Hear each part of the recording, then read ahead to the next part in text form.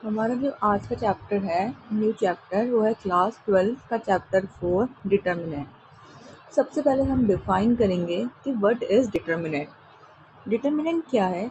Determinant एक property है किसकी? स्क्वायर मैट्रिक्स की। या हम ऐसा बोल सकते हैं कि डिटर्मिनेंट को हम केवल स्क्वायर मैट्रिक्स के लिए ही डिफाइन कर सकते हैं। मीन्स केवल स्क्वायर मैट्रिसेस का ही डिटर्मिनेंट कैलकुलेट किया जा सकता है। अब जब हम बात करते हैं जैसे कि ट्रांसपोज ऑफ मैट्रिक्स की, तो ट्रांसपोज ऑफ मैट्रिक्स करके हमें फिर से एक मैट्रिक्स मिलती है। लेकिन जब हम किसी स्क्वायर मैट्रिक्स का डिटर्मिनेंट निकालते हैं तो हमारे पास जो आता है वो एक नंबर आता है। ठीक है, तो हम कहते हैं कि डिटर्मिनेंट क्या है? एक नंबर है या एक प्रॉपर्टी है स्क्वायर मैट्रिसेस की। और या कह सकते हैं कि डिटर्मिनेंट केवल स्क्वायर मैट्रिक्स से ही एसोसिएटेड होता है। डिटर्मिनेंट को किससे रिप्रेजेंट कर सकते हैं? डेल्टा या डिटर्मिनेंट ऑफ ए इस सिंबल से, या उसे डी ऑफ ए इस तरीके से भी रिप्रेजेंट किया जा सकता है। अब हम डिटर्मिनेंट के फॉर्मूले से पहले डायरेक्ट कैलकुलेट करना सीखेंगे कि कभी भी आपको 2 × 2 या 3 × 3 मैट्रिसेस का डिटर्मिनेंट कैलकुलेट करना है तो आप उसका डिटर्मिनेंट कैसे कैलकुलेट करोगे। अब आपके पास फॉर एग्जांपल यहाँ पर है एक 2 × 2 की मैट्रिक्स। आपको एक ए मैट्रिक्स दी हुई है और आपको इसका डिटर्मिनेंट कैलकुलेट करना है। तो आप क्या करोगे? ये डिटर्मिनेंट का सिंबल, अब ये एक मैट्रिक्स नहीं है एक्चुअल में, अब ये एक नंबर है, इसकी एक वैल्यू निकलेगी, ये एक नंबर को रिप्रेजेंट कर रहा है, जैसे हमने इसके बाहर ये सिंबल लगा दिया है। ठीक है, और इसकी वैल्यू किसके बराबर होगी? हम कैसे करते हैं, हमें कभी भी 2 × 2 की मैट्रिक्स का डिटर्मिनेंट कैलकुलेट करना है तो हम a × d इसका क्रॉस मल्टीप्लिकेशन माइनस का साइन लगा के b × c करेंगे।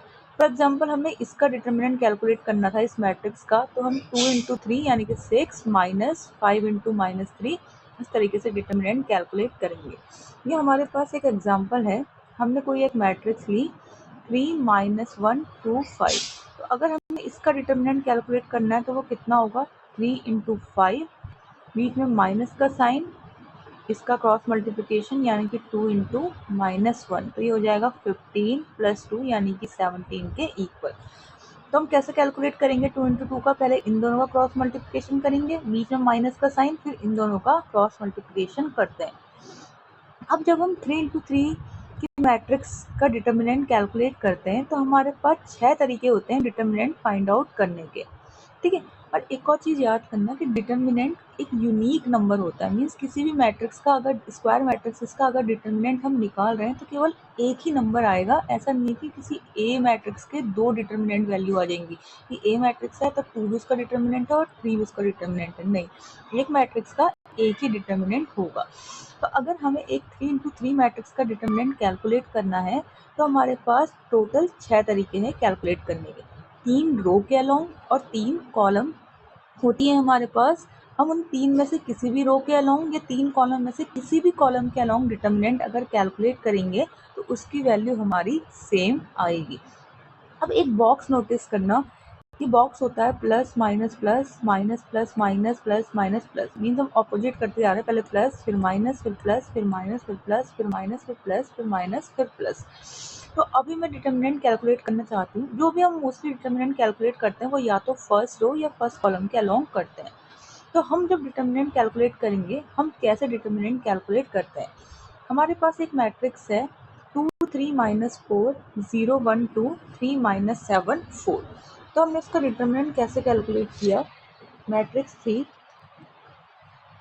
2 3 -4 0 1 2 3 -7 4, और साइन में एक है हमारे पास साइड में साइन मैट्रिक्स।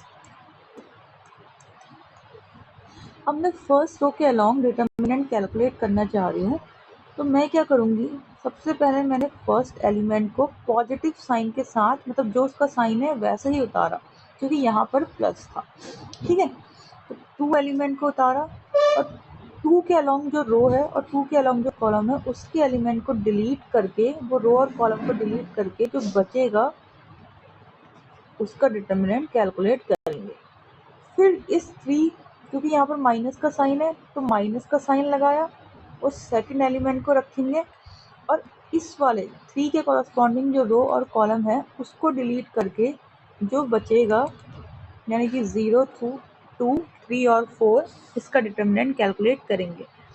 फिर प्लस, क्योंकि यहाँ पर प्लस है तो प्लस साइन के साथ यहाँ पर आएगा -4 थर्ड वाला एलिमेंट, और -4 के अलोंग जो रो और कॉलम है उसको डिलीट करके जो हमारे पास बचेगा उसका डिटर्मिनेंट कैलकुलेट करते हैं। तो ये हमारे पास जो भी वैल्यू निकलेगी डिटर्मिनेंट ऑफ ए आएगा और इसकी वैल्यू होगी 2 × 4 + 14। अभी हमने 2 × 2 का डिटर्मिनेंट कैलकुलेट करना सीखा था। -3 × 0 × 4 0 -6 + -4 × 0 × -7 0 -3। ये हो जाएगा 2 × 18 + 18 + 12। 2 × 18 36 प्लस ये हो जाएगा आपका 30 के इक्वल, आपका आंसर आ जाएगा 66। तो याद रखना क्योंकि यहाँ पर ये सिंबल था तो पहला वाला एलिमेंट तो वैसे ही आएगा, दूसरा वाले के आगे हमने माइनस लगा दिया तो वो ऑपोजिट साइंस के साथ। आप इसे ऐसे भी सोच सकते हो कि आपने 3 की जगह पर -3 यहाँ पे उतार दिया, मीन्स बीच वाले को ऑपोजिट साइन की के साथ यहाँ पर रखा है। ठीक है, अब अगर आप फर्स्ट कॉलम के अलोंग डिटर्मिनेंट निकालोगे, पहले वाले एलिमेंट को तो वैसे ही उतारोगे, बीच वाले के आगे या तो माइनस लगाओगे एलिमेंट को उतारने से पहले या बीच वाले का साइन चेंज कर दोगे। अब हमारे पास फिर से मैट्रिक्स है, सेम मैट्रिक्स 2 3 -4 0 1 2 3 -7 4। मैं इसका डिटर्मिनेंट निकालना चाह रही हूँ फर्स्ट कॉलम के अलोंग।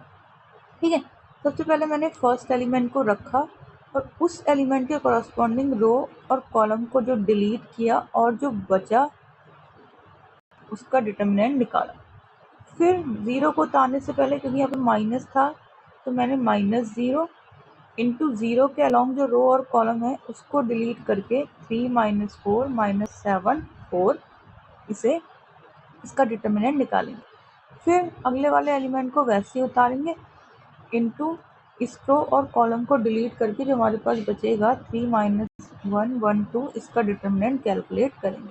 हमारे पास आंसर कितना आएगा 2 4 + 14 2 × 2 का डिटर्मिनेंट माइनस ये तो 0 के साथ 0 ही हो जाएगा +3 × 6 + 4 ये आ जाएगा 2 × 18 प्लस ये आ जाएगा 3 × 10 यानी कि 36 + 30 अगेन 66 इसका आंसर आएगा। ठीक है, अब एक और तरीके से करके देखते हैं। हम इस वाले सेकंड रो पे अलोंग डिटर्मिनेंट निकालते हैं। तो नोटिस करना जब भी हम कॉलम के अलोंग डिटर्मिनेंट निकालेंगे तो पहले वाले एलिमेंट का या तो हम ऐसे सोच सकते हैं कि साइन चेंज कर देंगे और थर्ड एलिमेंट का भी जो यहाँ पर होगा उसका भी साइन चेंज कर देंगे, या हम उसको उतारने से पहले उसके आगे -1 से मल्टीप्लाई करेंगे। ठीक है, सेकंड वाले को वैसे ही उतारेंगे और थर्ड वाले एलिमेंट को लिखने से पहले उसके आगे माइनस का साइन लगाएंगे। तो हमारे पास फिर से मैट्रिक्स थी 2 3 -4 0 1 2 3 -7 4। मैंने इसके अलोंग डिटर्मिनेंट निकालना है और मैंने साइन बॉक्स में देखा कि इसके आगे साइन क्या होता था, plus minus plus minus plus minus plus minus plus, यानी कि ये माइनस प्लस माइनस इस वाले का साइन चेंज होगा, मीन्स 3 उतारने से पहले उसके आगे माइनस लगेगा या 3 को मैं ऑपोजिट साइन के साथ उतारूंगी। उसके अलोंग रो और कॉलम को डिलीट करूंगी और जो बचेगा उसे वैसे ही लिख दिया। अब बीच वाले एलिमेंट को सेम उसी साइन के साथ उतारा और जो बचेगा 2 -4 3 4 उसका डिटर्मिनेंट निकालेंगे। फिर -7 को उतारने से पहले क्योंकि यहाँ पर माइनस है तो -1 × -7 या -7 को ऑपोजिट साइन के साथ उतारेंगे जिसे हम डायरेक्ट 7 भी लिख सकते हैं, इनटू इस वाले रो और कॉलम को डिलीट करके 2 -4 0 -2 बचेगा।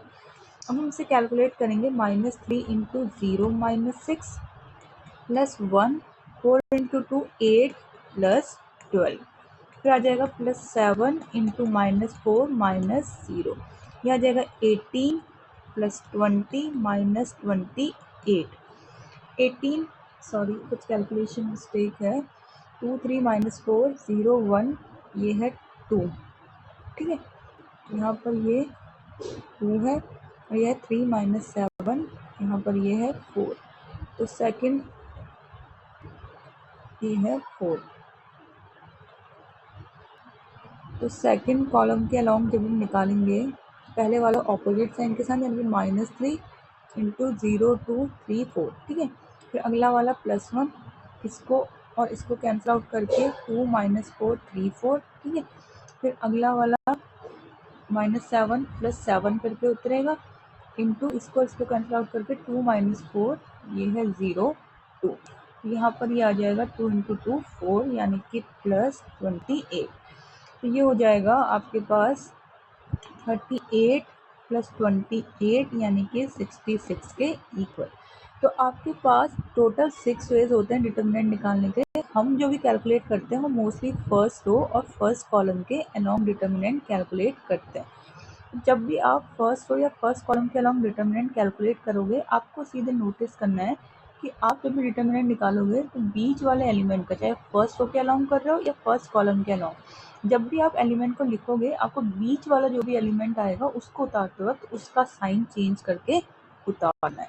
ठीक है, अब हम क्या करते हैं, माइनस और कोफैक्टर हमारे पास एक टॉपिक आता है। उससे पहले एक मैट्रिक्स का एग्जांपल लेते हैं और उसका डिटर्मिनेंट कैलकुलेट करके देखेंगे। एक मैट्रिक्स है 3 - 4 6 2 1 0 5 7 -4। आपसे कहा इसका डिटर्मिनेंट कैलकुलेट करो।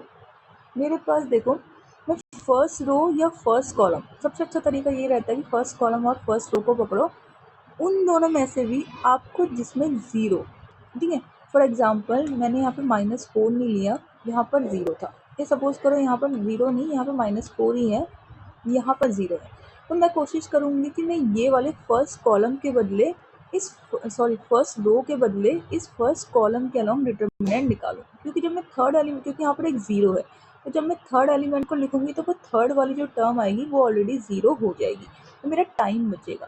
तो मैंने क्या किया, मैट्रिक्स थी फिर से क्लियर करके 3 - 4 6 2 1 0 0 7 -4।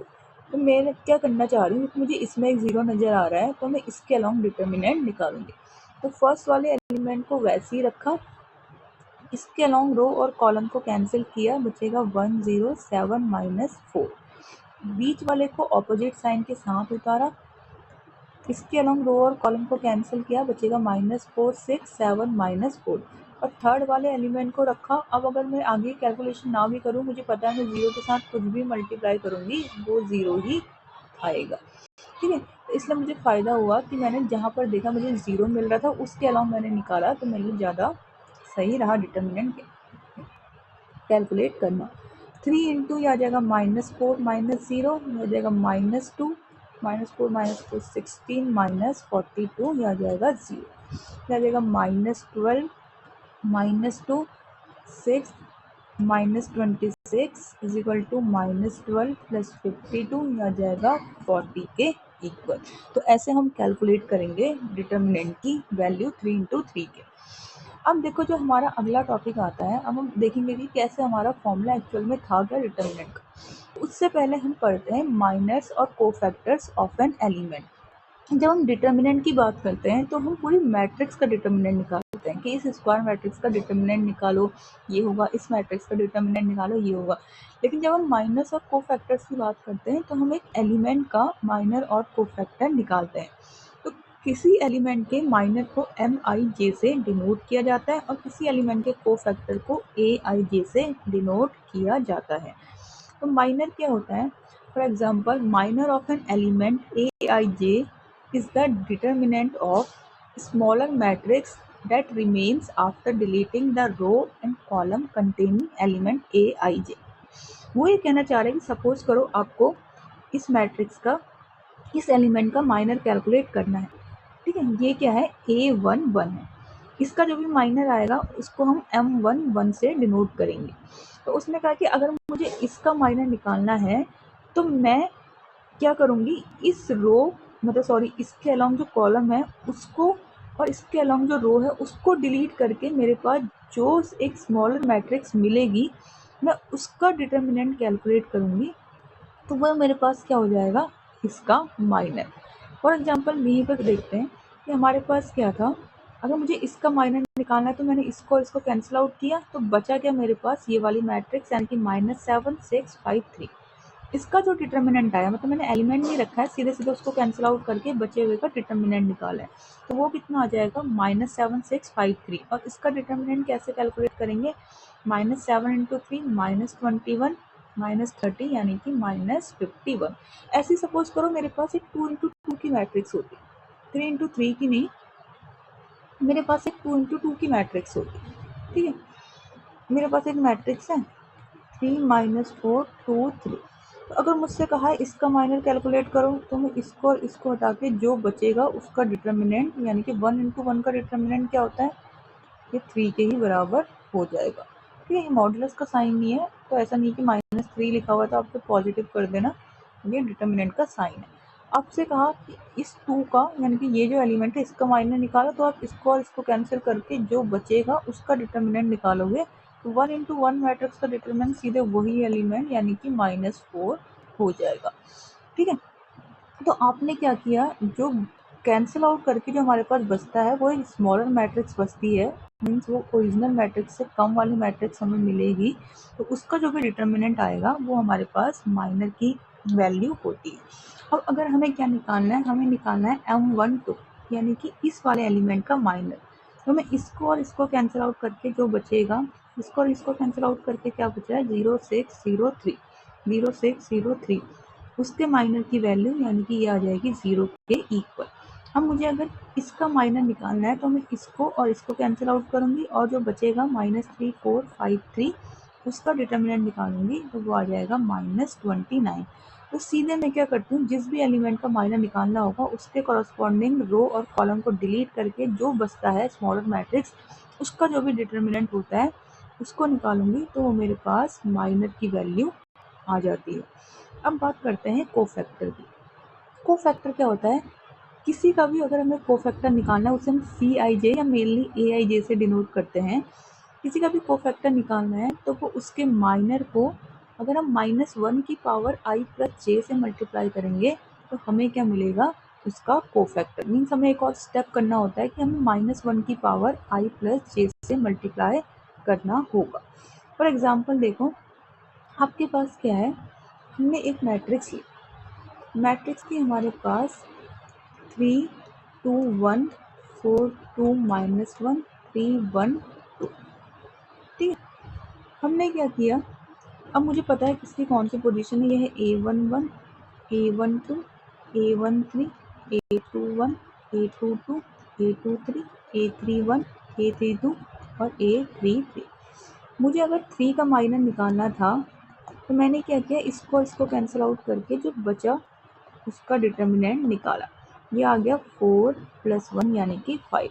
अब अगर मुझे A11 निकालना है तो मैं -1 की पावर क्या करूँगी, 1 + 1 इंटू जो भी वो M11 की वैल्यू आई, मीन -1 की पावर 1 किया और बाकी बचा हुआ अगर मैंने माइनर कैलकुलेट नहीं किया है सपोज करो, तो मुझे सीधे कैसे कैलकुलेट करना है कि मैंने जैसे 3 का कोफैक्टर कैलकुलेट करना है तो -1 की पावर A11 जो भी उसकी पोजीशन थी I + j, ठीक है। और उसको हटा के 2 - 1 1 2 ये कैलकुलेट किया तो वैल्यू आ जाएगी, ये आ जाएगा -1 की स्क्वायर यानी कि 1 × 5। अब अगर मुझे M12 निकालना है, फर्स्ट रो सेकंड कॉलम यानी कि इसका माइनर, उसको कैंसिल आउट करके जो बचेगा उसका डिटर्मिनेंट कितना होगा 8 + 3 यानी कि 11। और अगर मुझे इसका कोफैक्टर कैलकुलेट करना है तो वो कितना हो जाएगा, -1 की पावर 1 + 2 यानी कि 3, और जो मैंने अभी माइनर कैलकुलेट किया था सीधे लिख सकती हूँ या तो 11, तो -1 की पावर i + j और सीधे कैंसिल आउट करके जो बचेगा ये आ जाएगा -11 के इक्वल। अब देखो, अगर एक चीज़ नोटिस करो, अगर आप ये बार बार -1 की पावर i + j नहीं करना चाह रहे हो तो आपको पता है कि -1 की पावर i और j तो क्या है, नेचुरल नंबर्स हैं। तो अगर आप -1 की पावर 1 करो या 2 करो या 3 करो तो या तो आपको -1 मिलेगा जब आपके पास -1 की पावर ऑड होगा, या तो आपको क्या मिलेगा, -1 की पावर जब आप इवन करोगे तो आपको क्या मिलेगा, 1 वैल्यू मिलेगी। तो देखो पोजीशन देखो, ये है 1 1 वाली पोजीशन, ये है A11 A12 A13 A21 A22 A23 A31 A32 A33। तो जब आप इस वाले एलिमेंट का माइनर कैलकुलेट कोफैक्टर कैलकुलेट करोगे तो आप जो -1 की पावर i + j निकालोगे तो यहाँ पर -1 का स्क्वायर वाली टर्म आई, वैल्यू नहीं लिख रही हूँ, मैं सिर्फ ये लिख रही हूँ कि मुझे -1 की पावर i प्लस जे करके मुझे क्या मिलेगा यहाँ पर। ठीक है, इस वाले एलिमेंट का कोफैक्टर कैलकुलेट करते वक्त आपके पास -1 की पावर 3 टर्म आई। इस वाली का -1 की पावर 4, ये आ जाएगा -1 की पावर 3, -1 की पावर 4, -1 की पावर 2 प्लस 3 यानी कि 5, आ जाएगा -1 की पावर 4, -1 की पावर 5 और -1 की पावर 6। मीन्स आपको यहाँ पर -1 मिलेगा, -1 की पावर i प्लस जे करके, यहाँ पर 1 मिलेगा, यहाँ पर -1, यहाँ पर 1, यहाँ पर -1, फिर 1, फिर -1, फिर 1, फिर -1 या 1। या आप इसे ऐसे भी लिख सकते हो कि positive negative positive negative positive negative positive negative positive. तो अब आपको अगर किसी का भी कोफैक्टर कैलकुलेट करना है, सपोज करो यहाँ पर जो एलिमेंट था A11, इसका अगर आपको माइनर कैलकुलेट करना है तो आपने माइनर तो कैलकुलेट कर लिया क्योंकि उसमें -1 की पावर i प्लस जे वाली टर्म नहीं आती, आपने इसको और इसको कैंसिल आउट करके माइनर निकाल लिया। लेकिन अगर आपको इसका कोफैक्टर कैलकुलेट करना है तो आपको सीधे पता होना चाहिए कि आपको -1 की पावर i प्लस जे सोचने की ज़रूरत नहीं है, आपको पता है उसकी वैल्यू कितनी आएगी +1, आपने इस बॉक्स से देखा, और यहाँ पर क्या होगी, सीधे सीधे कोफैक्टर की वैल्यू +1 इंटू M11 के बराबर हो जाएगी। अगर आपको A12 कैलकुलेट करना है तो आपको पता है कि उसकी ये वाली पोजीशन है, ठीक है, वो ये वाले एलिमेंट का कोफैक्टर है, तो यहाँ पर माइनस आना चाहिए, -1 इंटू M11। अगर आपको A13 करना है तो आपको सीधे सीधे अब -1 की पावर i प्लस जे लिखने की जरूरत नहीं है, आप सीधे सोचोगे कि वो ये वाली पोजीशन थी तो वो -1 की पावर करके +1 ही मिलेगा, +1 को आप सीधे इस तरीके से भी प्लस लगा लोगे, कोई फर्क नहीं पड़ता है, यानी कि M13। याद रखना जो ये वाली पोजीशन है, इस बॉक्स से आपको क्या पता चला कि इन वाली पोजीशन में जो एलिमेंट है ये प्लस साइन वाली में, वहाँ पर माइनर और कोफैक्टर दोनों इक्वल होंगे, और जो ये नेगेटिव वाली पोजीशन है वहाँ पर जो भी कोफैक्टर की वैल्यू आएगी, सपोज करो माइनर आया -5, तो कोफैक्टर कितना आ जाएगा, माइनस टाइम्स ऑफ -5 यानी कि 5 के इक्वल। तो यहाँ पर कोफैक्टर और माइनर ऑपोजिट साइंस के होंगे और ये वाली पोजीशन पर कोफैक्टर और माइनर की वैल्यू सेम होगी। तो ये तो था कैसे हम माइनर को कैलकुलेट करते हैं और कोफैक्टर कैलकुलेट करते हैं। ठीक है, अब ये चाहे तो दिमाग में रख सकते हो, नहीं तो आपके पास फॉर्मूला है माइनर और कोफैक्टर का, आप उससे किसी भी एलिमेंट का माइनर और कोफैक्टर कैलकुलेट कर सकते हो। और हमारे पास है, सपोज करो ये आपके पास था, एक मैट्रिक्स दी गई थी,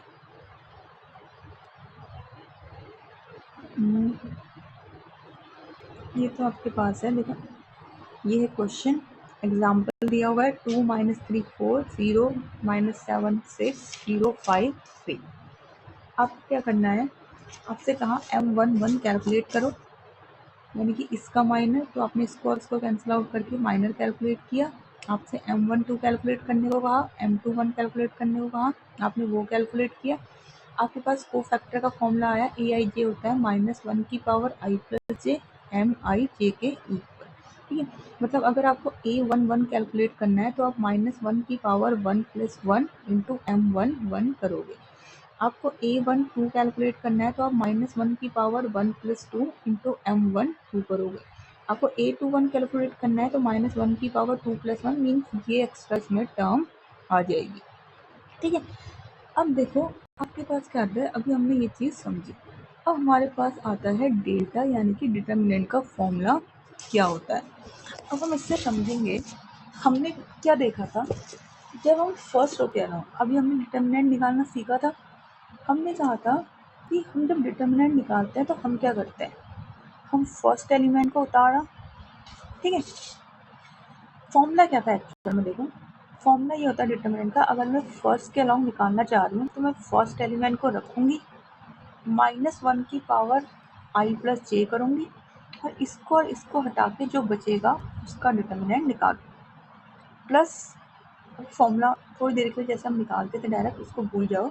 मेन फॉर्मूला क्या था कि मैंने इसके अलावा अगर मैं निकालना चाह रही हूँ तो मैंने फर्स्ट एलिमेंट को रखा, -1 की पावर i प्लस जे यानी कि 1 + 1 किया, और इसको कैंसिल आउट करके जो बचा उसका डिटर्मिनेंट निकाला, प्लस सेकंड एलिमेंट को रखा, -1 की पावर 1 + 2 यानी कि 3 किया, और इसको हटा के जो बचा उसका डिटर्मिनेंट कैलकुलेट किया, प्लस थर्ड एलिमेंट को रखा, -1 की पावर 4 किया, और इसको हटा के जो बचा उसका डिटर्मिनेंट निकाला।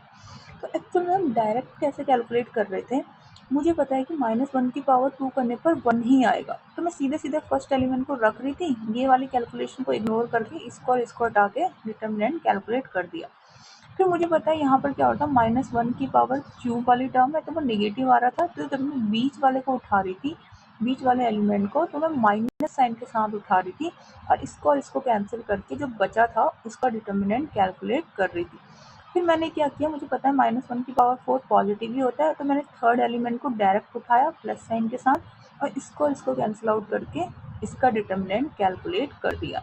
तो वो तो हमारे पास डायरेक्ट था कि हमें वो -1 की पावर ना सोचना पड़े, तो सीधे सीधे हम क्या करते हैं कि अगर मुझे किसी का डिटर्मिनेंट कैलकुलेट करना है, जैसे 2 3 4 0 1 2 3 4 5, तो मैं इतना बड़ा फॉर्मूला याद करके अगर फर्स्ट रो के अलोंग कर रही हूँ तो मैं फर्स्ट वाले एलिमेंट को उठाऊंगी, तो -1 की पावर 1 + 1 करने की ज़रूरत नहीं है क्योंकि वो 1 ही आएगा।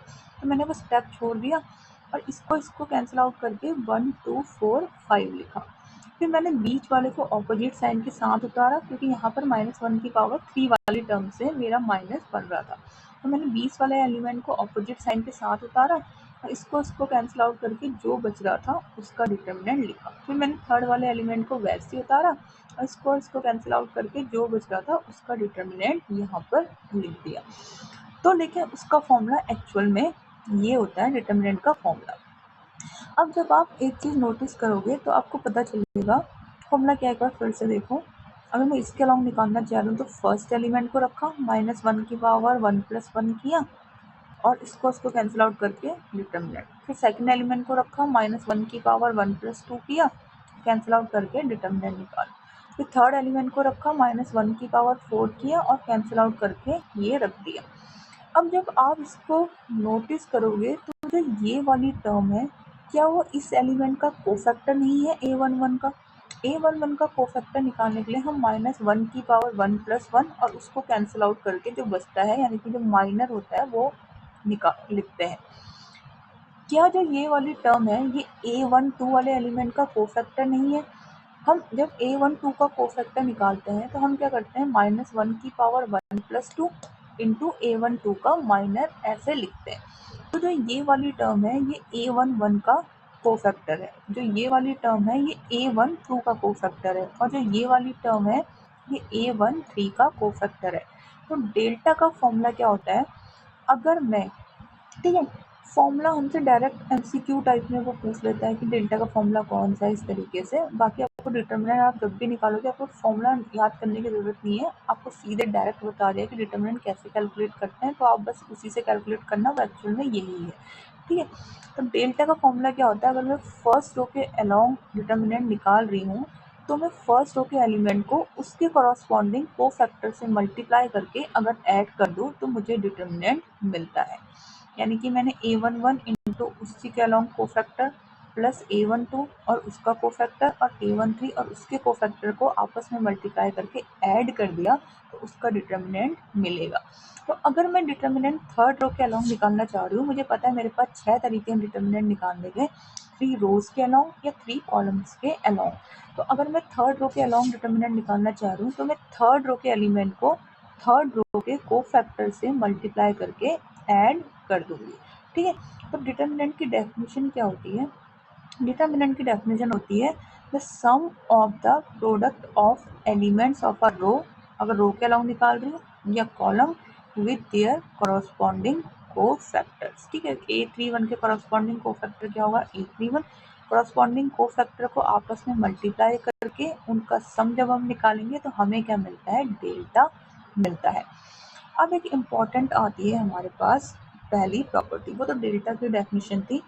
हमारे पास क्या था, हमारे पास एक बहुत इम्पॉर्टेंट रूल आता है, अगर मैं रो ले रही हूँ और उस रो को उसी के कॉरस्पॉन्डिंग कोफैक्टर से मल्टीप्लाई करके ऐड कर दूंगी तो मुझे डेल्टा मिलता है। अब डेल्टा की वैल्यू 0 हो, -1 हो, 3 हो, ठीक है, कुछ भी हो सकती है, लेकिन मुझे डेल्टा मिलेगा। लेकिन मैं अगर किसी रो के एलिमेंट्स को किसी दूसरी रो के, ठीक है, किसी रो के एलिमेंट्स को किसी दूसरी रो के कोफैक्टर से मल्टीप्लाई करूं, या किसी कॉलम के एलिमेंट्स को किसी दूसरे कॉलम के कोफैक्टर से मल्टीप्लाई करूं, तो उसकी वैल्यू हमेशा किसके इक्वल आएगी?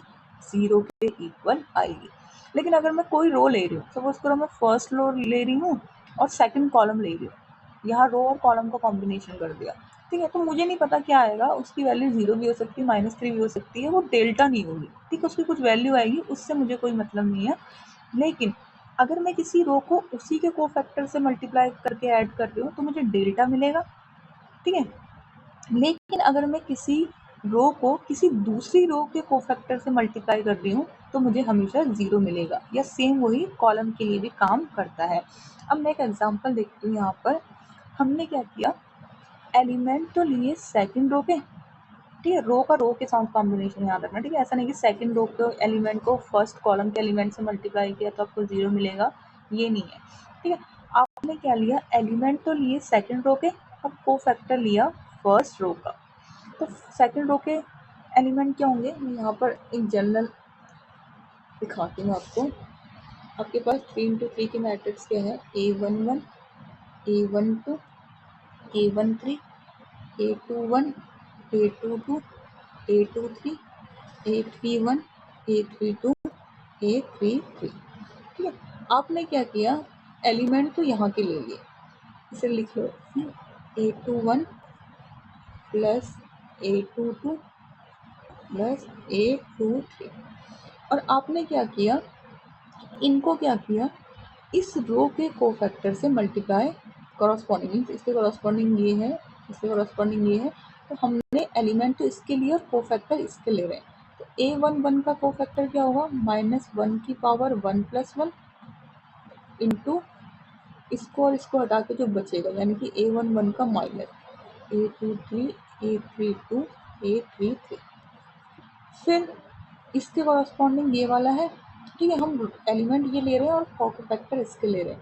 A12 का कोफैक्टर क्या होगा, -1 की पावर 1 + 2 इंटू इसको हटा के जो बचा उसका डिटर्मिनेंट, यानी कि A21, A23, A31, A33। यहाँ पे A13, ठीक है, इसका कोफैक्टर यानी कि -1 की पावर 1 + 3 इंटू इसको हटा के जो बचा उसका determinant A21, A22, A31, A32। अब मेरे पास ये तो -1 की पावर 1 + 1 1 ही हो जाएगा, इसे मैंने लिखा A21, A22, A33 minus A32, A23, फिर ये आ जाएगा -A22, A21, A33 minus A31, A23, ये बन जाएगा प्लस ही हो जाएगा A23, ठीक है, A21 into A32 minus A31 into A22। जब इसे ओपन किया तो A21, A22, A33 ये आएगा, उसके बाद इसके साथ -A21 इंटू A32, A23, फिर -A22, A21, A33 प्लस इसको इसके साथ मल्टीप्लाई A22, A31, A23, फिर ये हो जाएगा A23, A21, A32, फिर बीच में आएगा माइनस का sign A23, A31 into A22। अब नीचे ध्यान दो, ये वाला और ये वाला सेम है, ठीक है, मल्टीप्लाई करेंगे, ये तो नंबर्स हैं आपस में, तो आगे पीछे करके लिखा हुआ है, दोनों सेम ही है, A21, A22, A33, ये भी सेम ही है, उनसे 3, 4, 5 है, तो 5, 4, 3 का मल्टीप्लिकेशन इस तरीके से लिखा हुआ है, ये दोनों कैंसिल आउट हो जाएंगे।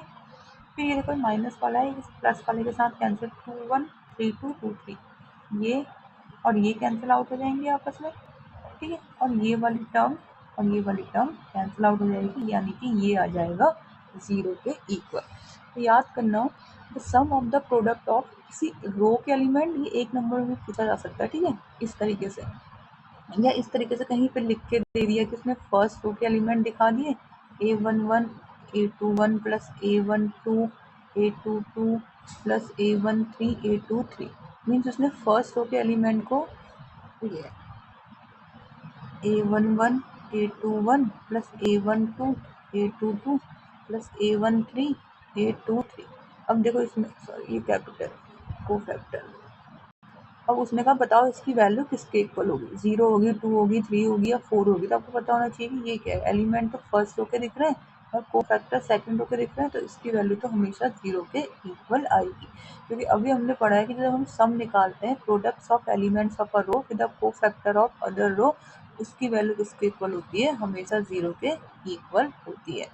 ठीक है, यहाँ पे हमने इसको निकाल के भी देखा है कैंसिल आउट करके, इसकी वैल्यू कैंसिल आउट हो गई, किसके इक्वल आ रही है, 0 के इक्वल आ रही है। अब आपके पास एक क्वेश्चन है डेल्टा निकालने का, आप इसकी प्रैक्टिस करना, तो डेल्टा निकालना है। फिर आपके पास क्वेश्चन है, आपने डेल्टा निकालना है, इसका कितना आएगा उसकी वैल्यू कैलकुलेट करनी है। तो हमने देखो फर्स्ट रो के अलॉन्ग या फर्स्ट कॉलम जिसके भी अलॉन्ग कैलकुलेट करो, आपके पास 0 नज़र आ रहा है, आपके लिए एक कैलकुलेशन वैसे ही ईजी हो जाएगी। आपने फर्स्ट एलिमेंट को रखा यहाँ पर 0 और इसको हटा के जो बचेगा, ये बच रहा है 0 sign beta minus sign beta 0।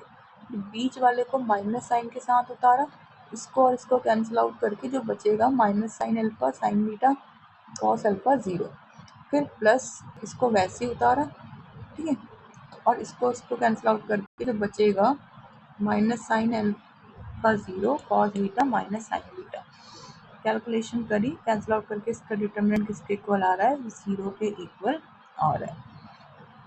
अब एक चीज़ ध्यान रखना, जैसे ही मैंने किसी मैट्रिक्स में ये सिंबल लगा दिया, ये डिटरमिनेंट का सिंबल है, अब ये एक्चुअल में ये एक नंबर बन चुका है। ठीक है, भले ही वो दिखा रहा हो कि ये इस मैट्रिक्स का डिटरमिनेंट है, लेकिन अब ये एक मैट्रिक्स नहीं है, ये एक नंबर है। ये चीज़ में गड़बड़ मत करना आगे जाके। इसकी वैल्यू इसके इक्वल आ जाएगी 3 माइनस एक्स स्क्वायर, और इसकी वैल्यू इसके इक्वल आ जाएगी 3 माइनस 8 के इक्वल। यहाँ से हमें एक्स की वैल्यू मिल जाएगी। इसने कहा है अगर इसका और इसका दोनों का डिटरमिनेंट इक्वल है तो एक्स कैलकुलेट करो। तो इसका डिटरमिनेंट कितना आ जाएगा, इतना इंटू इतना क्रॉस मल्टीप्लाई, यानी कि एक्स स्क्वायर, बीच में माइनस का साइन 36, और इसका डिटरमिनेंट कितना आ जाएगा 6 इंटू 6 36 माइनस 36 यानी कि 0 के इक्वल। तो आपको यहाँ से एक्स की वैल्यू मिल जाएगी। फिर आपसे कहा है, आपको एक मैट्रिक्स दी हुई है 6i 3i 4a is equal to x plus i y. तो आपको एक्स की वैल्यू कैलकुलेट करनी है। आपको पता है कि अगर a plus i b is equal to होता है, आपके पास क्वेश्चन है आपके पास,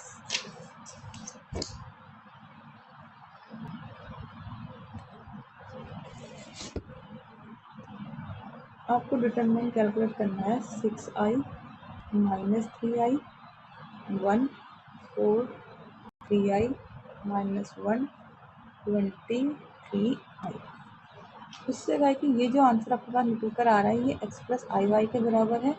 आपको कैलकुलेट करनी है x और y की वैल्यू। आपने क्या किया, फर्स्ट रो के अलॉन्ग एक्सपेंड किया, इसके अलॉन्ग फर्स्ट एलिमेंट को वैसे ही रखा, फर्स्ट रो और फर्स्ट कॉलम को डिलीट करके जो बचेगा 3i माइनस 1 3 और i, इसका डिटरमिनेंट निकालेंगे। फिर बीच वाले को ऑपोजिट साइन के साथ उतारा, और जो बचा हुआ सेकंड फर्स्ट ये रो और सेकंड कॉलम को डिलीट करके 4 माइनस 1 20i ये बचेगा। थर्ड एलिमेंट को वैसे उतारा और इसको कैंसिल आउट करके जो बचा 4 3i 20 इसका डिटरमिनेंट निकालेंगे। ये आ जाएगा 6i 3i square plus 3 plus 3i 4i plus 20 plus 1 12 minus 60i, जो हो जाएगा 18i का cube plus 18i plus 12i का square plus 60i plus 12 minus 60i। 60i और 60i कैंसिल आउट हो जाएंगे। आपको पता है ये कॉम्प्लेक्स नंबर है, ठीक है, इसमें दिया नहीं हुआ है कि आई की वैल्यू अंडर रूट -1 है। अगर सही से क्वेश्चन पूछेगा तो वो देगा, नहीं तो आपको देख के समझ जाना है कि आई क्या है एक्चुअल में, ये कॉम्प्लेक्स नंबर की बात हो रही है। तो आई का स्क्वायर, आई की वैल्यू किसके इक्वल होती है, -1 के इक्वल। आई का स्क्वायर होता है -1, आई का क्यूब होता है माइनस आई के इक्वल, और आई की पावर 4 की वैल्यू होती है 1 के इक्वल। तो आई की पावर क्यूब यहाँ पर आ जाएगा माइनस 18i प्लस 18i, ये आ जाएगा 12i का स्क्वायर माइनस 12 प्लस 12, यानी कि ये वैल्यू सारे कैंसिल आउट होकर आपको 0 दे देंगे। और 0 को आप कैसे लिख सकते हो, 0 प्लस 0 आई के इक्वल, यानी कि x की वैल्यू भी 0 के इक्वल है और y की वैल्यू भी आपकी किसके इक्वल है, 0 के इक्वल है। तो आपको कंप्लीट क्वेश्चन दिया नहीं हुआ है, लेकिन आप नोट करना कि यहाँ पर i की वैल्यू किसके इक्वल है, एक्चुअली कॉम्प्लेक्स नंबर है माइनस रूट 1 के इक्वल। अब एक इम्पॉर्टेंट क्वेश्चन, आपको क्वेश्चन में क्या दिया हुआ है, उसने आपसे कहा है p lambda 4 plus q lambda q plus r lambda square plus s lambda plus t, वो किसके इक्वल है, इसका जो डिटर्मिनेंट आएगा उसके इक्वल है। और ये क्या है, एक आइडेंटिटी है इन लैम्डा। अब आपको बताना चाहिए आइडेंटिटी और इक्वेशन में क्या डिफरेंस होता है। ठीक है, आपने ऑलरेडी पढ़ा हुआ होगा, पहले हम देखते हैं फिर बताते हैं क्या डिफरेंस है। उसने कहा है कि एक आइडेंटिटी है लैम्डा, मीन्स लैम्डा की आप कुछ भी वैल्यू पुट करोगे ये इसको सेटिस्फाई करेगा। ठीक है, ये वाला RHS, ये वाली वैल्यू लैम्डा की हर वैल्यू के लिए ये राइट हैंड साइड और ये लेफ्ट हैंड साइड इक्वल होगा। अब उसने कहा है कि अगर ये आइडेंटिटी है लैम्डा में जहाँ पर P Q R S T क्या है, कांस्टेंट है, तो आपको T की वैल्यू पता करनी है। पहले तो देखो, पहला तरीका क्या है कि आप इस पूरे को ओपन करो, इसका डिटर्मिनेंट निकालो, मीन्स इस रो के अलाउंग निकालना चाह रहे हो तो लैम्डा स्क्वायर प्लस 3q सबको मल्टीप्लाई करो और उसके बाद आपको एक इक्वेशन मिलेगी। ठीक है, इस तरीके से कि a lambda 4 plus b lambda 2 type में आपको इक्वेशन मिलेगी ओपन करने के बाद। तो RHS यानी कि कंपेयर करो कि यहाँ पर लैम्डा 4 का कोफिशिएंट क्या आ रहा था, तो p के इक्वल होगा, लैम्डा q का कोफिशिएंट क्या आ रहा था, तो q के इक्वल होगा। लेकिन आपको क्या फ़ायदा है, आपको दिया हुआ है कि ये क्या है, ये एक आइडेंटिटी है इन लैम्डा में। अब पहले तो ये समझो कि आइडेंटिटी और इक्वेशन में फ़र्क क्या है।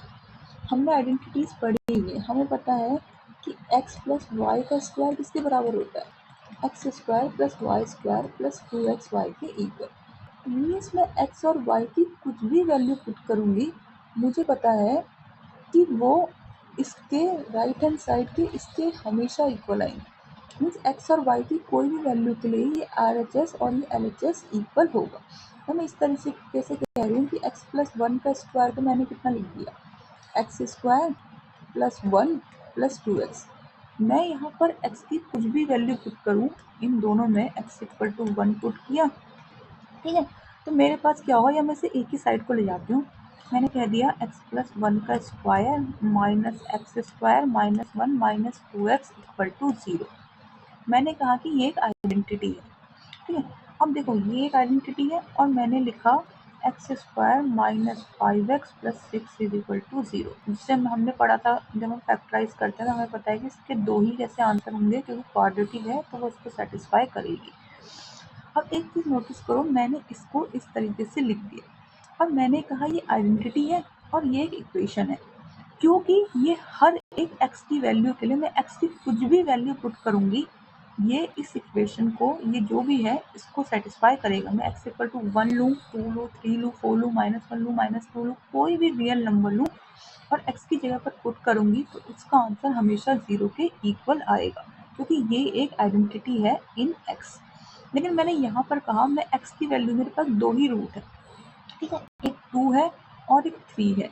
तो मेरे पास क्या होगा, ये जो इक्वेशन होगी ये केवल मीन्स ये भी इक्वेशन है, ऐसा नहीं ये इक्वेशन नहीं है। हर आइडेंटिटी क्या होती है, एक इक्वेशन होती है, लेकिन हर इक्वेशन आइडेंटिटी नहीं होती। यहाँ पर क्या होगा, x की केवल दो ही ऐसी वैल्यू होंगी, एक 2 और एक 3, जो उसको सेटिस्फाई करेगी। उसके अलावा मैं x की वैल्यू अगर 1 रख देती हूँ सपोज करो, तो 1 का स्क्वायर माइनस 5 प्लस 6 ये 0 के इक्वल नहीं होगा, क्योंकि ये जो इक्वेशन है ये आइडेंटिटी नहीं है। लेकिन जो ये वाली इक्वेशन है ये x में आइडेंटिटी है, ये हर एक के लिए काम करेगी। या मैं अगर इसे उधर ले जाके आधा आधा इस तरीके से लिखना चाह रही हूँ, तो मैं कहूँगी कि ये x की हर एक वैल्यू के लिए काम करेगी। कोई भी वैल्यू ले लूँ, इसका लेफ्ट हैंड साइड और राइट हैंड साइड इक्वल आएगा। तो उसने क्वेश्चन में क्या दिया है, उसने हमें दे दिया है कि ये एक आइडेंटिटी है लैम्डा में।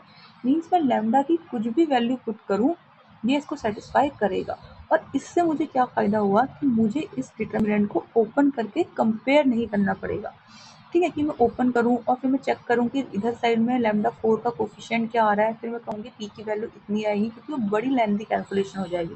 तो मैंने क्या किया, मैंने कहा अगर ये हर एक लैम्डा के लिए सेटिस्फाई कर रहा है और उसने मुझसे केवल टी निकालने को कहा है, ठीक है, उसने जानबूझकर मुझे ऐसा क्वेश्चन दिया है कि मुझे इसको ओपन ना करना पड़े, तो ये लैम्डा इक्वल टू 0 के लिए भी तो काम करेगा, क्योंकि लैम्डा इक्वल टू 0 पुट करने से क्या होगा, मेरे ये जो सारे के सारे इधर वाली टर्म्स हैं, ये सारी की सारी ये कैंसिल आउट हो जाएंगे।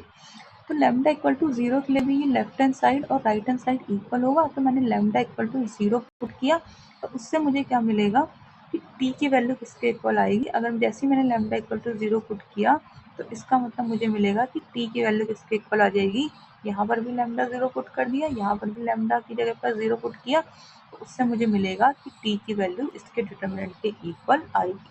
अब मैंने इसका डिटर्मिनेंट कैलकुलेट कर लिया और इसका डिटर्मिनेंट की वैल्यू कितनी आ रही है, 0 के इक्वल, यानी कि मुझे टी की वैल्यू मिल जा रही है 0 के इक्वल। तो ये एक बहुत अच्छा क्वेश्चन है। अब हम आते हैं डिटर्मिनेंट की प्रॉपर्टी पर।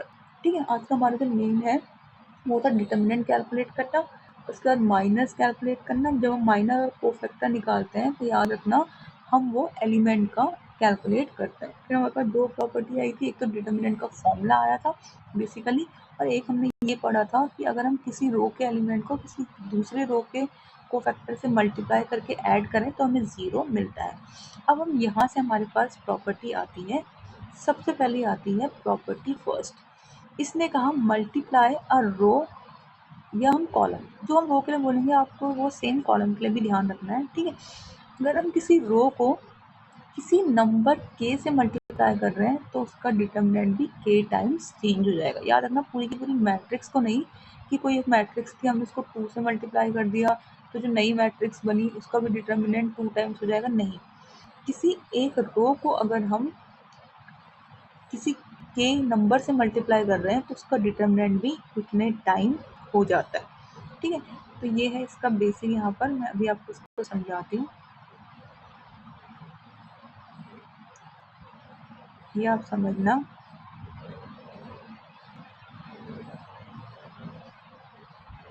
ये है हमारी फर्स्ट प्रॉपर्टी।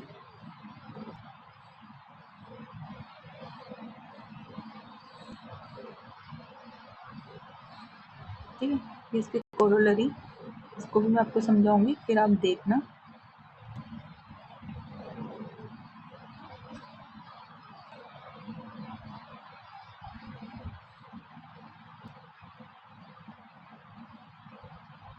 ये है हमारी फर्स्ट प्रॉपर्टी। अब देखो ये फर्स्ट प्रॉपर्टी क्या कहना चाह रही है। इसने कहा एक ए मैट्रिक्स थी, ठीक है, वो मैट्रिक्स क्या थी, 2 3 -5 4। हमने इसका डिटर्मिनेंट निकाला, डिटर्मिनेंट ऑफ ए, ये कितना आया, 2 × 4 + 15, यानी कि 8 + 15 23 के इक्वल। अब मैंने प्रॉपर्टी ने कहा कि मैं अगर किसी रो को के से मल्टीप्लाई करूंगी तो मेरा डिटर्मिनेंट भी उतने टाइम चेंज हो जाएगा। मैं जनरल के लेके ही देखती हूँ। ठीक है, मैंने क्या किया, फर्स्ट रो को के से मल्टीप्लाई कर दिया, ये बन गया 2k 3k -5 4। अब मैं इसका डिटर्मिनेंट निकालना चाह रही हूँ, तो इसका डिटर्मिनेंट कितना हो जाएगा, 2k × 4 माइनस, ठीक है, -5 × 3k, यानी कि 8k + 15k, k कॉमन लिया, 8 + 5 आ जाएगा 23। मीन जब मैंने किसी एक रो को के से मल्टीप्लाई किया था तो मेरा डिटर्मिनेंट कितने टाइम चेंज हो गया था, के टाइम चेंज हो गया था। मीन्स अगर मैं इसको 2 से मल्टीप्लाई करूँगी तो मेरा डिटर्मिनेंट भी 2 टाइम्स हो जाएगा, 3 से मल्टीप्लाई करूँगी तो डिटर्मिनेंट भी 3 टाइम्स हो जाएगा, -3 से करूँगी तो डिटर्मिनेंट भी 3 टाइम्स चेंज हो जाता है। तो सपोज करो मैंने इस तरीके से मैट्रिक्स ली, ये थी 3 4 5 4 5 6 0 -1 2। इसका मैंने डिटर्मिनेंट कैलकुलेट किया, कितना आ रहा था, मैं फर्स्ट रो के अलोंग करके देखती हूँ, 3 इंटू 5 6 माइनस 1 2, बीच वाले को ऑपोजिट साइन के साथ उतारा, 4 6 0 2 प्लस 5 इंटू 4 5 0 माइनस 1, क्या आ जाएगा 3 10 plus 6 minus 4 8 minus 0 plus 5 minus 4 minus 0, यह जाएगा 16 इंटू 3 48 माइनस 32 माइनस 20, यानी कि 48 माइनस 52, क्या जाएगा -4 के इक्वल। अब मैंने कहा कि अगर मैं इसके फर्स्ट कॉलम को किससे मल्टीप्लाई कर देती हूँ, के से मल्टीप्लाई कर देती हूँ, तो इसका डिटर्मिनेंट भी उतने टाइम्स चेंज हो जाएगा। ठीक है, अब ठीक है, पहले मैं एक को करके देखती हूँ। मैंने क्या किया, इसको के से मल्टीप्लाई किया तो ये बन जाएगा 3k 4k, ये तो 0 ही रहा, 0 के लिख दिया, यह जाएगा 4 5 माइनस 1 5 6 2। अब मैंने क्या किया, मैंने इसे इस तरीके से सोच सकती हूँ कि मैं अब क्या कर दूँ, डिटर्मिनेंट ना एक्चुअली में फर्स्ट की कहीं से भी निकालूँ आंसर तो सेम ही आएगा, तो मैं ऐसा सोचती हूँ कि डिटर्मिनेंट एक्चुअल में किसके अलाउंग निकाल दूँ, फर्स्ट कॉलम के अलाउंग निकाल रही हूँ। तो इसे मैंने लिखा 3k, ठीक है, इंटू नहीं ऐसे ही देखो, वहाँ पे भी मुझे फर्स्ट कॉलम के अलाउंग निकालना पड़ता है तो ज़्यादा सही रहता। मैंने क्या किया, 3k इंटू 5 6 माइनस 1 2 माइनस 4 4 के 6 0 के 2 प्लस 5 4 के 5 0 के माइनस 1, तो ये आ जाएगा 3k 10 प्लस 6 माइनस 4 8 के माइनस 0 प्लस 5 माइनस 4 के माइनस 0, ये आ जाएगा 3k into 16 minus 32k minus 20k, यानी कि 48k माइनस 52k। और ये कितना बन जाएगा, k कॉमन लिया, 48 माइनस 52 यानी कि -4 टाइम्स ऑफ k। तो मैंने अगर इसको k से मल्टीप्लाई किया था एक कॉलम को, तो उसका डिटर्मिनेंट भी उतने टाइम्स चेंज हो गया। पहले -4 था, k से मल्टीप्लाई करके वो -4 इंटू 2 हो गया। मीन्स अगर मैं 3 से मल्टीप्लाई करती तो वो -4 इंटू 3 -12 बन जाता। तो सपोज करो, अब अगर ऐसा सोचो कि अगर मेरे पास इस ओरिजिनल मैट्रिक्स का डिटर्मिनेंट था, इसका डिटर्मिनेंट था -4, और मुझसे कहा इसका डिटर्मिनेंट निकालो, 3k 4k 0k 4p 5p minus p, इसका डिटर्मिनेंट कैलकुलेट करो। तो ओरिजिनल मैट्रिक्स का डिटर्मिनेंट कितना था, -4 के इक्वल। तो उस मैट्रिक्स को जब मैंने k से मल्टीप्लाई किया होता, यानी कि अगर मुझे इसी का डिटर्मिनेंट निकालने को कहा जाता, तो मेरे पास कितना आ जाता, -4 के। और अगर इस मैट्रिक्स को अब मैं p से मल्टीप्लाई कर देती, इसके सेकंड कॉलम को, तो उसका डिटर्मिनेंट कितना आ जाता। अब अगर पहली वाले का -4 के था, तो मैंने सेकंड रो कॉलम को p से मल्टीप्लाई कर दिया, उसका डिटर्मिनेंट -4 के इंटू p टाइम्स होता। तो अगर मुझे इसका डिटर्मिनेंट निकालने को कहा जाता, ठीक है, तो मैं इसे दूसरा किस तरीके से सोच सकती हूँ, मैं इस तरीके से भी सोच सकती हूँ। देखो यहाँ पर ध्यान रखना, ये डिटर्मिनेंट का साइन है। अगर यहाँ पर मैट्रिक्स होती 2 3 4 2a 3a 4a, ठीक है, 5 0 6 2 3 4, तो मैं इसमें से a कॉमन लेके इसे 2 3 4 5 0 6 2 3 4 ऐसे नहीं लिख सकती हूँ, क्योंकि अगर मुझे a फिर से मल्टीप्लाई करना है तो मैं सबके साथ मल्टीप्लाई करूँगी। तो अगर मैट्रिक्स का सिंबल लगा हुआ है तो उसमें से बाहर अगर मुझे कॉमन लेना है तो वो सब में होना चाहिए। लेकिन अगर डिटर्मिनेंट का सिंबल है तो इसका मतलब अब ये एक वैल्यू है, वो मैट्रिक्स नहीं है, ठीक है, वो उस मैट्रिक्स का डिटर्मिनेंट है। तो मेरे पास अगर दिया हुआ है, मुझसे किसी ने क्वेश्चन पूछा कि आपको 3 4 5 4 5 6 0 -1 2, इसका डिटर्मिनेंट -4 दिया है, और आपको कैलकुलेट करना है 3 into 2 4 into 2 0 into 2 4 into 6 5 into 6 -1 into 6 5 6 2, इसका डिटर्मिनेंट, तो उसकी वैल्यू कितनी होगी। तो हम क्या करेंगे, हम ऐसा सोचेंगे कि हम इसमें से, अगर मुझे पूरी की पूरी रो में 2 कॉमन दिखाई दे रहा है, सॉरी कॉलम में, तो मैं उसे बाहर ले आऊँगी, ठीक है। मीन डिटर्मिनेंट का सिंबल लगा है तो मैं कॉलम या रो में अगर मुझे कोई कॉमन दिखाई दे रहा है तो मैं उसे बाहर लेकर आ सकती हूँ। तो इस रो में से मैंने 2 कॉमन लिया, अंदर बचेगा 3 4 0, 4 इंटू 6, 5 इंटू 6 माइनस 1 इंटू 6, 5 6 2। अब मुझे इसमें क्या कॉमन दिखाई दे रहा है, इसमें मुझे 6 कॉमन दिखाई दे रहा है सेकंड कॉलम में, तो मैंने सेकंड कॉलम में से 6 कॉमन लिया, अंदर आ जाएगा 3 4 5, 4 5 6 0 माइनस 1 2, और इसका डिटर्मिनेंट मुझे कितना दिया हुआ था, ये एक डिटर्मिनेंट है, ठीक है। इसके जो वैल्यू है वो मेरे पास किसके इक्वल है, -4 के इक्वल।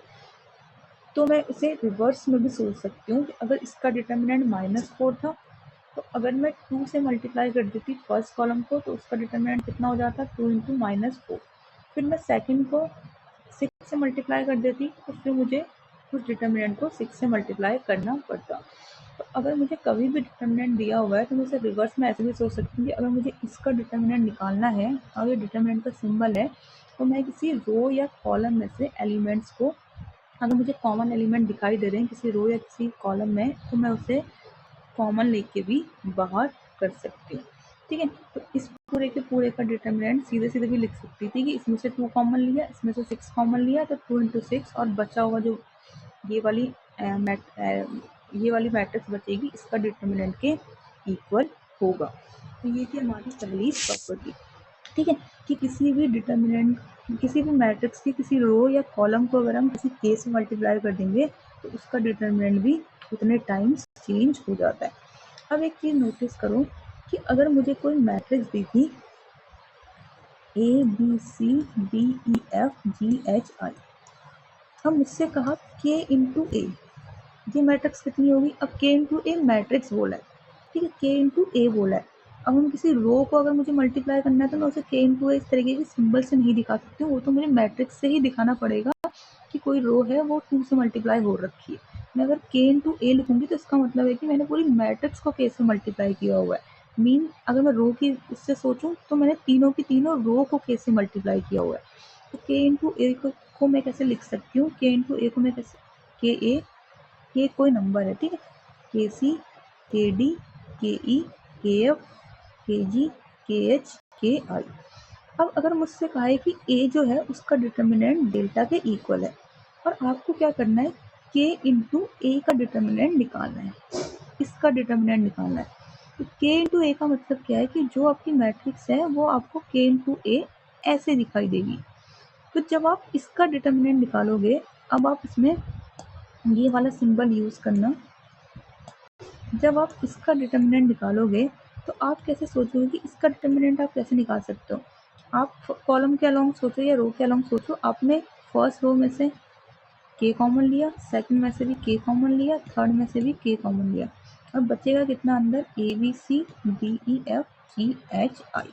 मीन जो इसका डिटर्मिनेंट होगा वो के की पावर क्यूब, क्योंकि 3 रो में आपने 3 रो में 3 बार मल्टीप्लाई किया हुआ था तो आपने 3 रो से 3 बार कॉमन लिया, ठीक है। तो जब डिटर्मिनेंट का सिंबल लग चुका है, ये चीज़ नोटिस करना, के की power cube determinant of A B c d e f g h i, यानी कि के की पावर क्यूब इंटू पी के इक्वल, या डेल्टा जो हमें दिया हुआ था। तो आप इसे ऐसे भी सोच सकते हो कि अगर आपको इस मैट्रिक्स का डिटर्मिनेंट दिया हुआ है तो जब आप सपोज करो आपको इसका डिटर्मिनेंट दिया हुआ था D e f g h आई, तो अगर आप फर्स्ट रो को के से मल्टीप्लाई करते हैं, ठीक है, तो आपका डिटर्मिनेंट अगर इसका डेल्टा था तो अगर आपने फर्स्ट रो को मल्टीप्लाई किया तो उसका डिटर्मिनेंट कितना हो जाएगा, डेल्टा इंटू के बराबर। फिर आपने उसको, जो भी इसका डिटर्मिनेंट डेल्टा इंटू के बराबर आ गया, अब आपने उसको सेकंड रो को मल्टीप्लाई कर दिया तो इसका जो डिटर्मिनेंट आएगा वो पहली वाली का अगर डेल्टा इंटू के था तो के टाइम्स चेंज हो जाएगा। अब अगर आपने थर्ड को भी मल्टीप्लाई कर दिया तो इस वाली का डिटर्मिनेंट कितना हो जाएगा, इंटू के टाइम्स हो जाएगा, यानी कि इस पूरे के पूरे का डिटर्मिनेंट डेल्टा इंटू के का क्यूब हो जाएगा। तो जब आपके पास डिटर्मिनेंट का सिंबल लगा हुआ है तो आप किसी रो में से या कॉलम में से अगर आपको जब भी कॉमन एलिमेंट दिखाई दे रहे आप उसे बाहर ले सकते हो, ठीक है। तो आपके पास दूसरी प्रॉपर्टी क्या है, आपके पास दूसरी प्रॉपर्टी है कि अगर आपके पास ए का डिटर्मिनेंट डेल्टा के इक्वल है तो के ए का डिटर्मिनेंट कितना होगा, अगर ए मैट्रिक्स है, क्योंकि स्क्वायर मैट्रिक्स का ही डिटर्मिनेंट निकलता है, तो अगर एक ए मैट्रिक्स है ऑर्डर n की, तो इस तरीके से आप दिमाग में सोचना कि आपको रो के वैसे सोचना कि आपके पास 3 रो है और वो तीनों की तीनों रो को आपने k से मल्टीप्लाई किया है। मीन्स 3 रो में से में आप 3 बार k को कॉमन निकाल सकते हो। तो आपके पास क्या है, तो अगर n रो होंगी तो आप k की पावर n कॉमन निकाल सकते हो। अंदर कितना बचेगा, केवल डिटर्मिनेंट ऑफ a यानी कि डेल्टा के इक्वल।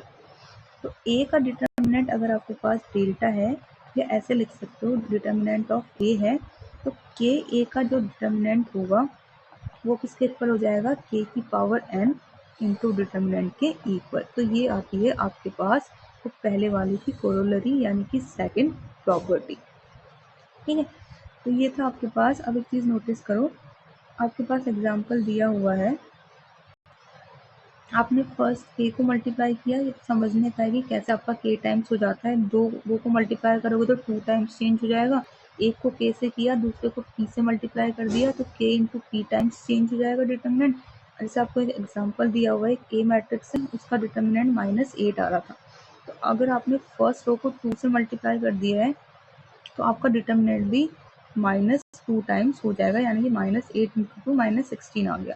आपने इस वाले ओरिजिनल मैट्रिक्स के सेकंड कॉलम को 3 से मल्टीप्लाई कर दिया तो आपका जो इस मैट्रिक्स का डिटर्मिनेंट होगा वो भी इस -8 का 3 टाइम्स यानी कि -24 हो जाएगा। अब आपसे कहा कि ए जो मैट्रिक्स है, यहाँ पर इसको ना एक एग्जाम्पल दिया हुआ है, अभी जो हमने समझा उसका ये एक एग्जाम्पल है। उसमें कहा है कि ए जो है वो -3 टाइम्स ऑफ बी है और बी का डिटर्मिनेंट कितना है, -5 के इक्वल। तो ए का डिटर्मिनेंट कैलकुलेट करो। तो ए का डिटर्मिनेंट कितना हो जाएगा, यानी कि ये दोनों अगर इक्वल हैं तो डिटर्मिनेंट ऑफ ए इसके बराबर हो जाएगा। और अभी अभी हमने क्या प्रॉपर्टी पढ़ी है कि डिटर्मिनेंट ऑफ के इंटू ए। अब वो ए का मतलब ये नहीं है कि हमें ए ही नाम होगा मैट्रिक्स का, वो पी मैट्रिक्स सी बी कोई भी मैट्रिक्स हो सकती है, और के क्या है, कोई नंबर है। तो के इंटू ए का डिटर्मिनेंट किसके बराबर होता है, के की पावर एन, यानी कि ए में एन रोज थी, अगर वो एन ऑर्डर की है तो हम एन के बाहर कॉमन लेके आ सकते हैं इंटू डिटर्मिनेंट ऑफ ए के। तो -3 इंटू बी क्या है, बी क्या है, 3 इंटू सी की मैट्रिक्स है। मीन्स आप कैसे सोचोगे कि आपने -3 को तीनों की तीनों रो से मल्टीप्लाई किया हुआ है, तो आप तीन पहली रो से -3 कॉमन लेके आ सकते हो, दूसरी से भी और तीसरी से भी। तो आप इसे कैसे लिख सकते हो, -3 की power cube into determinant of b के इक्वल। और डिटर्मिनेंट ऑफ बी कितना दिया हुआ है, -5, यानी कि डिटर्मिनेंट ऑफ ए कितना हो जाएगा, -3 की पावर क्यूब इंटू -5 के इक्वल। ठीक है, तो ये आ जाएगा आपका आंसर 135 के इक्वल। ठीक है, आप कैसे समझे, आपने किस फॉर्मूले का यूज़ किया, आपने फॉर्मूले का यूज़ किया, कौन से वाले फॉर्मूले का, आपने इस सेकंड प्रॉपर्टी का यूज इसमें किया। यानी कि डिटर्मिनेंट ऑफ के, जहाँ पर के कोई नंबर है वो किसके इक्वल हो जाता है, नॉन जीरो नंबर। ठीक है, वो किसके इक्वल हो जाएगा, के की power N into determinant of A के इक्वल। हाँ, वो जीरो के लिए भी काम करेगा, ऐसा नहीं वो जीरो के लिए काम नहीं करेगा, लेकिन ऑब्वियसली वो तो हम वैसे भी कैलकुलेट कर सकते हैं कि एक इसके बराबर हो जाएगा, के की power N into determinant of A के इक्वल हो जाता है। तो इस प्रॉपर्टी से रिलेटेड हमारे पास एक क्वेश्चन है। क्वेश्चन क्या है, आपको दिया हुआ है ए जो है वो इसके बराबर है, आपको शो करना है कि 2 टाइम्स ऑफ ए का determinant 4 into determinant of A के बराबर होगा। अब देखो यहाँ पे तो आपको ऑलरेडी मैट्रिक्स भी दी हुई है, ठीक है, तो आप सीधे सीधे क्या कर सकते हो, आपने क्या किया, सबसे पहले हमने राइट हैंड साइड निकाला। हमारे पास क्या है, डिटर्मिनेंट ऑफ ए की वैल्यू इसके इक्वल हो जाएगी, यहाँ से कैलकुलेट किया 2 - 8 यानी कि -6 के इक्वल। तो 4 इंटू डिटर्मिनेंट ऑफ ए यानी कि 4 इंटू -6 किसके बराबर हो जाएगा, उसकी वैल्यू आ जाएगी -24 के इक्वल। तो RHS तो आ गया -24 के इक्वल। अब हमें कैलकुलेट करनी है इसका डिटर्मिनेंट, यानी कि डिटर्मिनेंट ऑफ 2a। तो क्योंकि मेरे पास मैट्रिक्स दी हुई थी तो मैंने मैट्रिक्स की हेल्प से 2 इंटू ए कैलकुलेट कर दिया। 2 को ए से मल्टीप्लाई किया, हर एक एलिमेंट को 2 से मल्टीप्लाई किया, 2 4 8 4। और अब इसका डिटर्मिनेंट निकाला, 2a मैट्रिक्स आई, इसका डिटर्मिनेंट निकाला, वो किसके इक्वल हो जाएगा, 2 इंटू 4 8 -32 यानी कि -24 के इक्वल। अब देखो, अगर हमें मैट्रिक्स नहीं दी होती और हमें सीधे सीधे दिया होता कि डिटर्मिनेंट ऑफ ए कितना है, ऐसे दिया होता कि डिटर्मिनेंट ऑफ ए की वैल्यू है -6 के इक्वल, तो आप डिटर्मिनेंट ऑफ 2a निकालो और जो a मैट्रिक्स है वो 2 इंटू 2 ऑर्डर की ऐसे।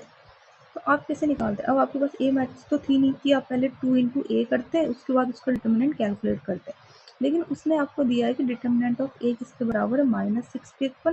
और अभी अभी आपने प्रॉपर्टी पढ़ी है कि determinant of K into A किसके बराबर होता है के की power n into determinant of A के इक्वल। तो आपके पास 2 इंटू 2 ऑर्डर की मैट्रिक्स है, मीन्स आप 2 की पावर 2 दो 2 को बाहर लेकर आ सकते हो, अंदर बचेगा डिटर्मिनेंट ऑफ ए, यानी कि 4 इंटू डिटर्मिनेंट ऑफ ए कितना है -6, किया आ जाएगा -24 के इक्वल। आपके पास क्वेश्चन है डिटर्मिनेंट ऑफ ए कितना है 5 के इक्वल। आपको कैलकुलेट करना है determinant of -4 times of A. Determinant of A की वैल्यू है 5 के इक्वल और आपको क्या कैलकुलेट करना है, आपको कैलकुलेट करना है डिटर्मिनेंट ऑफ -5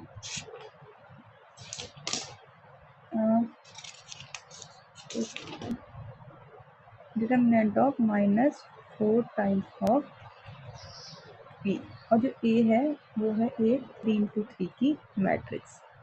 ठीक है, तो डिटर्मिनेंट ऑफ -4a यानी कि डिटर्मिनेंट ऑफ के किसके इक्वल होता है के की power n into determinant of A के इक्वल। डिटर्मिनेंट ऑफ -4a किसके बराबर हो जाएगा -4 की पावर 3 इंटू डिटर्मिनेंट ऑफ ए, यानी कि आ जाएगा -64 इंटू डिटर्मिनेंट ऑफ ए कितना था 5, इसका आंसर आ जाएगा -64 इंटू 5, यानी कि 5 4 20 -320 के इक्वल। अब आपसे कहा है, आपके पास अगला क्वेश्चन है, एक ए मैट्रिक्स दी हुई है और आपको शो करना है, आपको पता है ऑलरेडी आपने फॉर्मूला पढ़ा है कि डिटर्मिनेंट ऑफ के ए किसके बराबर होगा 3 की power 2 into determinant of A के इक्वल। आपको बस उसे वेरीफाई करना है। आपको एक मैट्रिक्स दी हुई है, ठीक है, आपको 3 इंटू ए निकालोगे, हर एक एलिमेंट को 3 से मल्टीप्लाई किया, वो जो मैट्रिक्स आएगी उसका डिटर्मिनेंट आपके किसके बराबर है 27 times of determinant of A के इक्वल। तो ये आपके पास है इसका आंसर। ठीक है, आपने पहले डिटर्मिनेंट ऑफ ए कैलकुलेट किया, फिर 27 टाइम्स ऑफ डिटर्मिनेंट ऑफ ए निकाला, उसके बाद आपने 3a मैट्रिक्स निकाली और जो 3a मैट्रिक्स आई आपने उसका डिटर्मिनेंट कैलकुलेट किया। ठीक है, फिर आपके पास एक क्वेश्चन है एडवांस का क्वेश्चन। आपके पास क्वेश्चन क्या है, एक पी मैट्रिक्स है 3 इंटू 3 ऑर्डर की, एक क्यू मैट्रिक्स है जिसके एलिमेंट को बी आई जे से डिनोट किया है, और बी आई जे क्या है 2 की power I plus J times of A I J. Determinant of E दे रखा है 2 के इक्वल है, तो आपको डिटर्मिनेंट ऑफ क्यू कैलकुलेट करना है। बहुत इंटरेस्टिंग क्वेश्चन है, अब देखना आप इसे कैसे कैलकुलेट करोगे। आपके पास क्या है, पी जो है वो ए आई जे, उसके एलिमेंट को आप ऐसे डिनोट करोगे। अब क्यू के एलिमेंट को आप B11 यानी कि बी आई जे से डिनोट किया होगा, और बी आई जे की वैल्यू कितनी है 2 की power I plus J into A I जे के इक्वल। मीन्स अगर आप पी को क्या लेते हो, पी मैट्रिक्स को लिया A11 A12 A13 A21 A22 A33 A31 A32 और A33, तो आप क्यू मैट्रिक्स को क्या लोगे। अब आपको पता है कि B11, ये जो B11 है ये 2 की power I plus J times of A11 के इक्वल है, यानी कि ये क्या है, इसे मैंने अभी ऐसे लिखा B11 B12 B13 B21 B22 B33 B31 B32 B33। B11 की वैल्यू किसके बराबर है 2 की पावर 1 प्लस 1, यानी कि 2 की पावर 2 इंटू A11 के इक्वल। B12 किसके बराबर है 2 की पावर आई प्लस जे, यानी कि 1 प्लस 2 3 इंटू A12 के इक्वल। ये है 2 की पावर आई प्लस जे यानी कि 4 इंटू A13 के इक्वल। फिर आ जाएगा 2 की पावर 2 प्लस 1 3 इंटू A21, 2 की पावर 4 A22, 2 की पावर 5 A23। ठीक है, 2 3, फिर आ जाएगा 2 की पावर 4 A31, 2 की पावर 5 A32 और 2 की पावर 6 A33 के इक्वल। ये जो है ये हमारी क्यू मैट्रिक्स है। हमें दिया हुआ है कि डिटर्मिनेंट ऑफ पी, यानी कि जो इसका डिटर्मिनेंट है उसकी वैल्यू किसके बराबर है 2 के इक्वल है। तो आपको इस मैट्रिक्स का डिटर्मिनेंट कैलकुलेट करना है। अब याद रखना मैंने इसमें डिटर्मिनेंट का सिंबल लगा दिया है। जैसे मैंने डिटर्मिनेंट का सिंबल लगाया मेरे दिमाग में आएगा कि अगर मुझे इसका डिटर्मिनेंट कैलकुलेट करना है तो क्या मुझे किसी रो या कॉलम में कुछ कॉमन दिखाई दे रहा है, तो मैं उसे कॉमन ले आती। मैंने क्या किया, इस फर्स्ट कॉलम से जिस भी तरीके से आप देख सकते हो, अगर आप कॉलम के अकॉर्डिंग देख रहे हो, मैं क्या करती हूँ कॉलम के अकॉर्डिंग देख लूँ। तो मैंने फर्स्ट कॉलम में से कॉलम के अकॉर्डिंग फर्स्ट कॉलम में से 2 का स्क्वायर कॉमन लिया। सेकंड कॉलम में से मैंने यूजुअली सेकंड कॉलम में से मैंने 2 की पावर q कॉमन लिया और थर्ड में से मैंने 2 की पावर 4 बाहर कॉमन ले लिया। तो अंदर क्या बचेगा, अब डिटर्मिनेंट है, ठीक है। मैट्रिक्स होती तो हम ऐसे रो या कॉलम में से कॉमन ही ले सकते थे, ये डिटर्मिनेंट कैलकुलेट करने का तरीका है। तो यहाँ पर बचा a11 2 टाइम्स ऑफ a21 2 का स्क्वायर टाइम्स ऑफ a31। यहाँ सेकंड में से 2 की पावर 3 लिया था तो a12 2 a22 2 का स्क्वायर a32। फिर यहाँ पर बचा 2 की पावर 4 कॉमन लिया था a13 2 a23 2 का स्क्वायर a33। अब फिर मैं क्या कर सकती हूँ, अब मुझे इसमें सेकंड रो में से मैंने 2 कॉमन लिया और थर्ड रो में से मैंने 2 का स्क्वायर कॉमन ले लिया। तो मेरे पास क्या आएगा, मेरे पास आएगा 2, ये बचेगा 2 4 5 6 7 8 9 2 की पावर 9 और यहाँ मैंने इसमें से 2 कॉमन लिया और अंदर में से 2 का स्क्वायर कॉमन लिया। अंदर मेरे पास कौन सी मैट्रिक्स बचेगी, a11 a12 a13 a21 a22 a23 a31 a32 a33। और ये क्या है मेरे पास, ये p मैट्रिक्स है जिसके डिटर्मिनेंट की वैल्यू मुझे 2 के इक्वल दी हुई है। और ये किसके इक्वल हो जाएगा, ये इक्वल हो जाएगा 2 की पावर 12 इंटू ये क्या है डिटर्मिनेंट ऑफ p है, तो ये हो जाएगा 2 की पावर 12 इंटू 2 यानी कि 2 की पावर 13 इसका आंसर हो जाएगा, ठीक है। तो ये थी हमारे पास दो प्रॉपर्टी डिटर्मिनेंट की। अब हमारे पास तीसरी प्रॉपर्टी क्या आती है, तीसरी प्रॉपर्टी आती है if any row of a matrix is zero then its delta is also zero. ये तो हमें पता है कि अगर किसी मैट्रिक्स की कोई भी रो जीरो हो जाए 1 2 3 तो उसका डिटर्मिनेंट, अब मैं ऐसा सोचूंगी कि मेरे फर्स्ट रो जीरो थी, मैंने फर्स्ट रो के अलॉन्ग एक्सपेंड कर दिया तो मेरा डिटर्मिनेंट जीरो हो जाएगा। जब मेरी ये वाली रो जीरो थी तो मैं ऐसा भी सोच सकती हूँ, हो सकता है मैं सेकंड रो के अलॉन्ग एक्सपेंड कर रही हूँ तो बिना कुछ देखे मुझे पता चल जाएगा कि मेरा डिटर्मिनेंट कितना हो जाएगा, जीरो के इक्वल। तो अगर किसी भी मैट्रिक्स की पूरी रो या कोई कॉलम मुझे जीरो नजर आता है तो उसका पूरा डेल्टा भी क्या हो जाएगा, डिटर्मिनेंट भी जीरो हो जाएगा। फोर्थ प्रॉपर्टी, अगर मुझे किसी भी दो रो क्या आइडेंटिकल या प्रोपोर्शनल नजर आएंगी तब भी उसका डेल्टा जीरो होगा। मीन्स या तो दोनों की दोनों रो अगर मुझे सेम दिखाई दे रही है या एक दूसरे के प्रोपोर्शनल दिखाई दे रही है तब भी मेरा डेल्टा जीरो हो जाता है। फॉर एग्जाम्पल मेरे पास ये वाली मैट्रिक्स थी, इसमें मैंने देखा कि सेकंड कॉलम ये क्या है, चाहे तो मैं किसी के भी अबाउट एक्सपेंड करूँ मुझे जीरो ही मिलेगा। लेकिन अगर मैं इस तरीके से सोचती हूँ कि मैं क्या कर रही हूँ, फर्स्ट कॉलम के अलॉन्ग इसको एक्सपेंड कर दूँ, मीन्स वो जो दो कॉलम है उनको हटा, जो भी दो कॉमन है उनको हटा के अगर मैं बाकी वाले की तरफ से एक्सपेंड करूँगी तो ए बचेगा क्या, इधर और इधर वाले को हटा के ई ई एफ एफ, तो इसका डिटर्मिनेंट मुझे जीरो नजर आ रहा है, E into F minus E into F. फिर बीच वाले को ऑपोजिट साइन के साथ उतारा, इसको और इसको हटा के डी डी एफ एफ, ठीक है। फिर से वही दो सेम है तो D F minus D F, इसका डिटर्मिनेंट जीरो, यहाँ पर भी दो दोनों सेम है, डी माइनस डी ए, ये जीरो आ जाएगा, ठीक है। या प्रोपोर्शनल है तब भी मैं ऐसा सोच सकती हूँ कि इसका डिटर्मिनेंट कितना हो जाएगा, अगर ये और ये दोनों प्रोपोर्शनल है तो मैं के कॉमन ले सकती हूँ और के कॉमन लेके अब मेरा ये क्या बन जाएगा, दोनों आइडेंटिकल बन जाएंगे और जैसे ही आइडेंटिकल हो गए मुझे पता चल गया इसका डिटर्मिनेंट किसके इक्वल हो जाएगा, जीरो के इक्वल। तो अगर किसी भी मैट्रिक्स की दो रो या दो कॉलम एक दूसरे के प्रोपोर्शनल हैं या इक्वल हैं तो उनके डिटर्मिनेंट की वैल्यू किसके इक्वल होती है, जीरो के इक्वल होती है। अब हमारे पास फिफ्थ प्रॉपर्टी क्या कहती है, value of determinant changes by sign if we exchange two row और कॉलम्स। अगर मेरे पास कोई मैट्रिक्स है, अब मेरे पास ओरिजिनल मैट्रिक्स थी, उसका जो डिटर्मिनेंट आ रहा था वो डेल्टा आ रहा था, तो अगर मैंने उसकी किसी भी 2 रो या 2 कॉलम को एक्सचेंज कर दिया, मीन्स ये वाली मैट्रिक्स थी, इसका डिटर्मिनेंट डेल्टा था। अब मैंने क्या किया, फर्स्ट रो और फर्स्ट को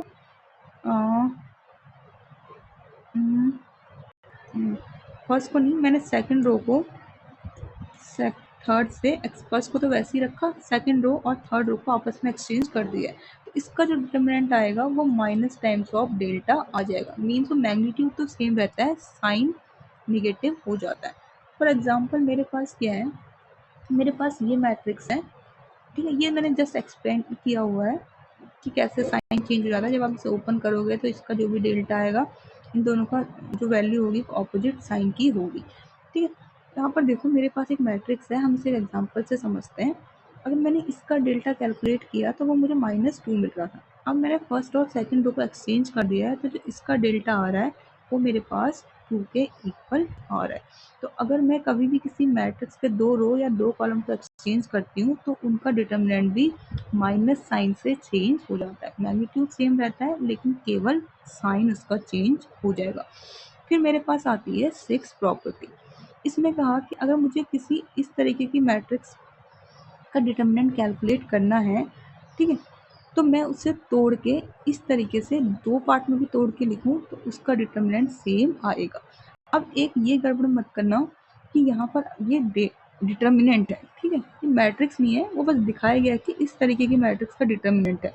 और इस तरीके की मैट्रिक्स का अगर आपको डिटर्मिनेंट कैलकुलेट करना है तो आप इनको सेम रख के उनको 2 पार्ट में ऐसे अलग अलग एक्सप्रेस कर सकते हो।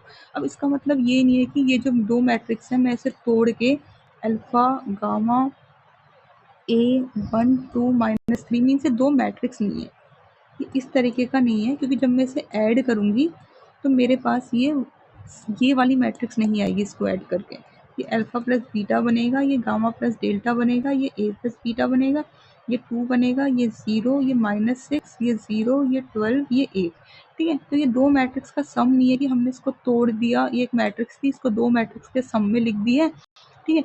वो ये नहीं कहना चाह रहा है, वो बस ये कह रहा है कि जब भी कोई इस तरीके से हमारी कोई रो या कॉलम को एक्सप्रेस किया गया है सम ऑफ 2 नंबर्स या वेरिएबल्स में, तो अगर मुझे इस तरीके का डिटर्मिनेंट कैलकुलेट करना है तो मैं उसे तोड़ के इस तरीके से लिखूं तब भी उसका डिटर्मिनेंट सेम आता है।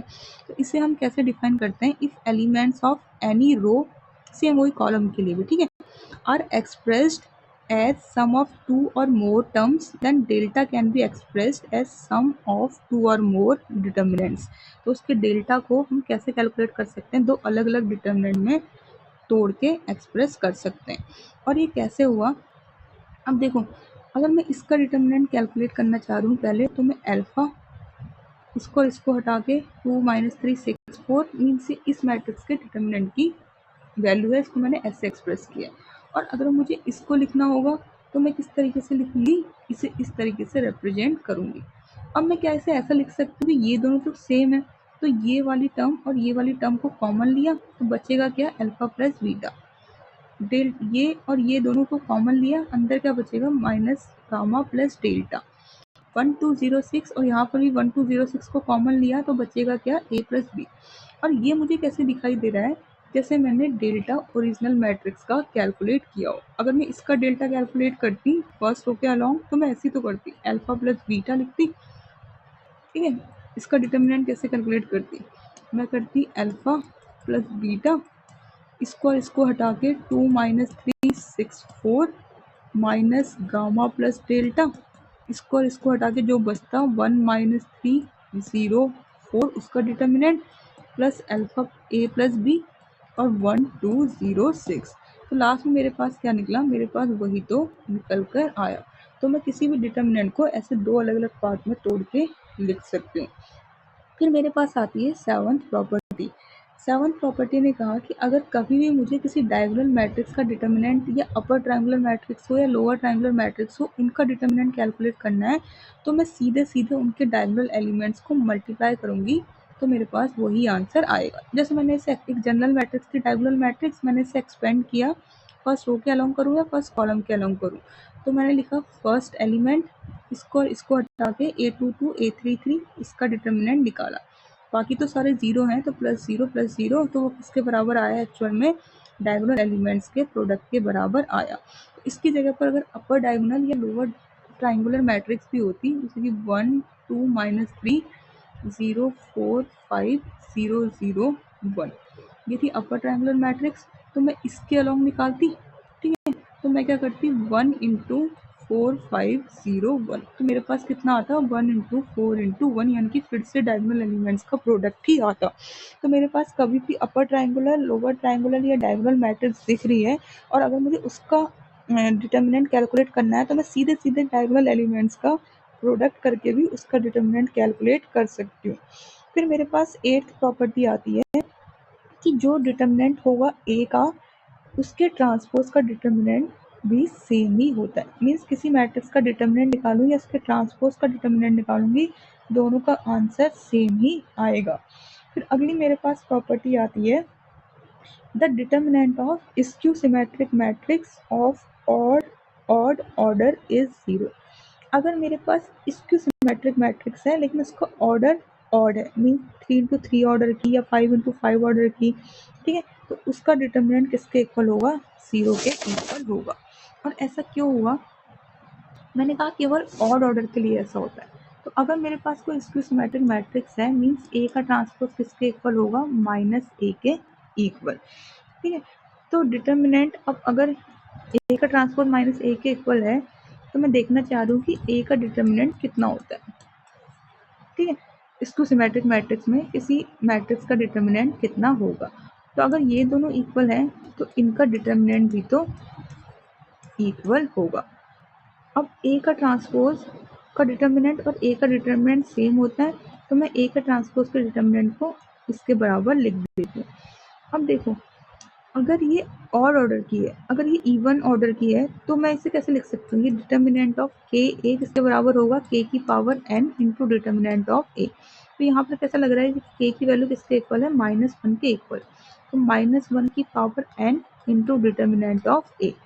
अगर n की वैल्यू इवन है तो डिटर्मिनेंट ऑफ ए तो किसके बराबर हो जाएगा, डिटर्मिनेंट ऑफ ए के, वो तो हमें पता है कि ऑब्वियसली 2 ही होगा। लेकिन अगर n की वैल्यू ऑड है तो डिटर्मिनेंट ऑफ ए किसके बराबर होगा, -1 की पावर ऑड, यानी कि minus times of determinant of A. और determinant of A equal to minus times of determinant of A का मतलब क्या होता है, अगर मैं इसे इधर ले जाऊंगी तो 2 times of determinant of a is equal to 0, यानी कि determinant of a is equal to 0। यानी कि x की वैल्यू -x के इक्वल कब हो सकती है, जब x की वैल्यू 0 हो। ऐसा तभी हो सकता है कि x is equal to -x हो। 2 इज इक्वल टू -2 तो नहीं हो सकता, 3 इज इक्वल टू -3 तो नहीं हो सकता। तो determinant of a is equal to determinant of -a कब होगा, जब डिटर्मिनेंट ऑफ ए की वैल्यू 0 के इक्वल होगी। तो याद रखना कि ऐसा कब पॉसिबल हुआ कि determinant of A minus times of determinant के इक्वल आया, जब n की वैल्यू ऑड थी, ठीक है। तो एक स्क्यू सिमेट्रिक मैट्रिक्स थी जिसमें ए का ट्रांसपोज -a के इक्वल होता है, और अगर वो ऑड ऑर्डर की थी तो उसका डिटर्मिनेंट 0 होगा। तो determinant of skew symmetric matrix, यानी कि 3 × 3 मैट्रिक्स, बेसिकली ध्यान रखना कि अगर हमारे पास 3 × 3 ऑर्डर के स्क्यू सिमेट्रिक मैट्रिक्स है तो उसका डिटर्मिनेंट क्या होता है, हमेशा 0 के इक्वल होता है। फिर हमारे पास आज की जो लास्ट प्रॉपर्टी है, फिर हम अगले में 11th प्रॉपर्टी से स्टार्ट करेंगे, रो ऑपरेशन की प्रॉपर्टी इंपॉर्टेंट। आज हमारे पास जो प्रॉपर्टी है 10th प्रॉपर्टी, उसने हमसे बोला ये सेम मॉडुलस की तरह काम करती है कि determinant of A into b determinant of A into determinant of b के इक्वल होगा। मीन्स हम उसे तोड़ के अलग अलग लिख सकते हैं। और determinant of A into B into C determinant of A into determinant of B into determinant of C उसके इक्वल होता है, ठीक है। तो एक इंपॉर्टेंट प्रॉपर्टी इसे मॉडुलस की तरह सोचना कि मॉडुलस ऑफ 2 × 3 को मॉडुलस ऑफ 2 × मॉडुलस ऑफ 3 लिख सकते हैं। वैसे ही determinant of A B C को determinant of A into determinant of B into determinant of C इस तरीके से तोड़ के लिखा जा सकता है। तो ये थी हमारे पास टोटल 10 प्रॉपर्टीज। अब हमारे पास कल आएगी 11th प्रॉपर्टी और उसके बाद आती है हमारी 10th प्रॉपर्टी। फिर हमारे पास कुछ क्वेश्चंस आएंगे, ठीक है, और उसके बाद हम पढ़ेंगे रो ऑपरेशन और उस रो ऑपरेशन का यूज़ करके कैसे डिटर्मिनेंट को कैलकुलेट किया जाता है। आपके पास कुछ क्वेश्चन है, यहाँ पर आप प्रैक्टिस करना अगर आपसे हो सकते हैं तो। क्वेश्चन है, ये एक क्वेश्चन है, फिर ये एक क्वेश्चन है, ठीक है, अभी तक की प्रॉपर्टी से अगर कुछ समझ आया तो अभी तक करवाए हैं। फिर मैक्सिमम वैल्यू कैलकुलेट करनी है। फिर ये थी हमने पिछले लेक्चर में भी पढ़ी थी, क्या ऑर्थोगोनल मैट्रिक्स होती है, आइडेम्पोटेंट मैट्रिक्स और इन्वोल्यूटरी मैट्रिक्स।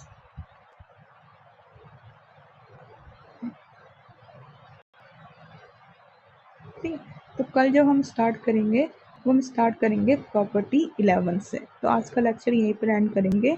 Thank you.